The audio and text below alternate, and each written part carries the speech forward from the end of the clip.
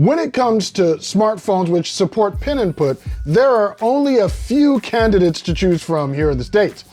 Do you need to pay over $1,000 to get a quality device in this category?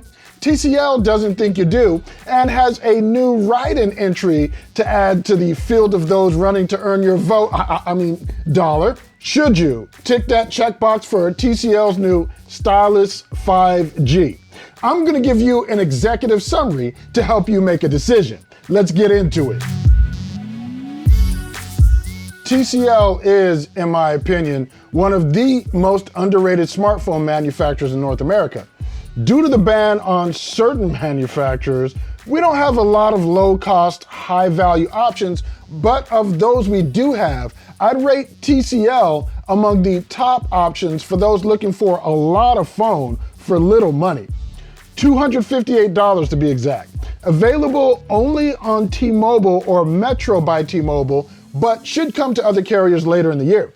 All right, let's take a quick look at the hardware. You get a large 6.8 1-inch full HD plus LCD display that clocks in at 500 nits of brightness, 60 hertz only.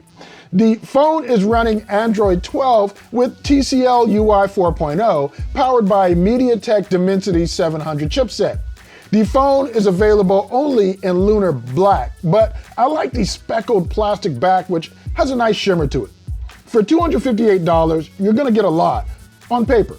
The Stylus has stereo speakers, a headphone jack, side-mounted fingerprint scanner, a quad camera system, 13 megapixel front shooter, and a 4,000 milliamp hour battery equipped with 18 watt charging that'll get you through a day.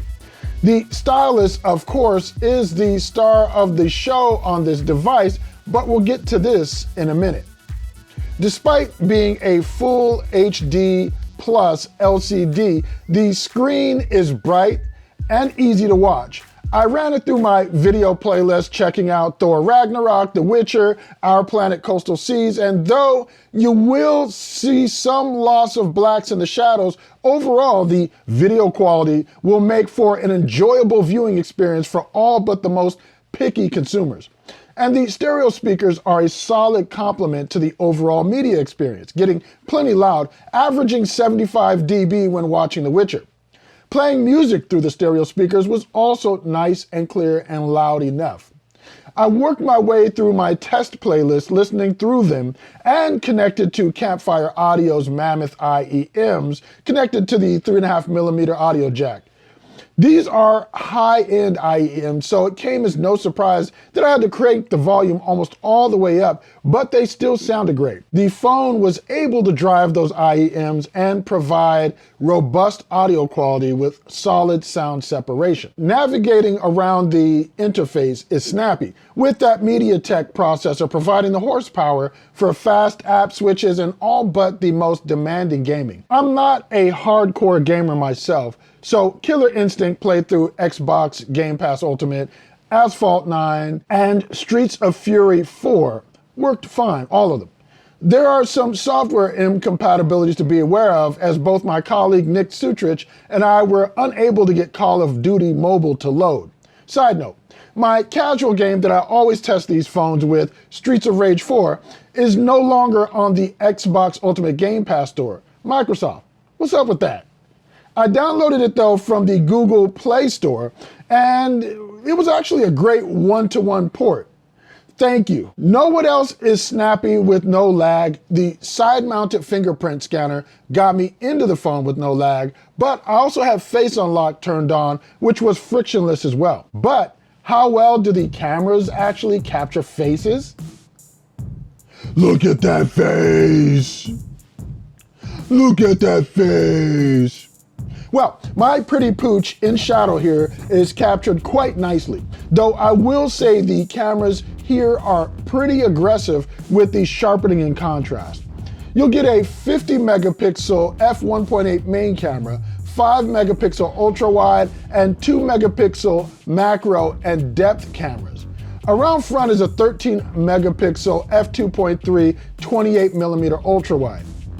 The main sensor does handle low light admirably and gave me some good shots of the doggo on the beach and of the coastline at sunset. I pitted the front facer against some harsh backlighting and it fared well. I'm pretty happy with these shots captured under these harsh conditions. Skin tone rendering was on point, and you can control the amount of smoothing the camera captures so you don't wind up with images that look overly processed. Exposing the camera to another harsh test, it passed my red flower test with flying colors. You need to know that your low light shots will be soft, but that's to be expected for hardware at this price point, and the 2 megapixel macros, they leave a bit to be desired. Pardon my French. But let's talk about the raison d'être, the stylus. Sorry, native French speakers if I totally butchered that. This isn't an active stylus, but TCL has gone a long way to giving you the requisite software to get the most out of it. You can do everything from make GIFs out of whatever's on your screen, to using this quick launch mode to open apps into dual screen mode. And then there's this really smart applet, which lets you draw your signature so you can easily sign documents from the phone. And the Nebo software that's bundled is a great value add-on for pen users with great handwriting recognition. Being that the pen isn't an active pen, there is a bit of latency when using it, and you will have to be mindful of touching the screen as there is no palm rejection. Your mileage may vary with the pen use here. Nick didn't care for it, but I'm a lefty, and I really didn't have any issues writing with this pen. I don't know if right or left-handedness or just your writing style, kind of how you hold the pen, will have an effect on accidentally marking and touching the screen, but like I said, I was good with it. This phone is a great phone for the money. Coming in at around $250, you're gonna get a lot, including an all-day battery and good pen input and a solid multimedia experience.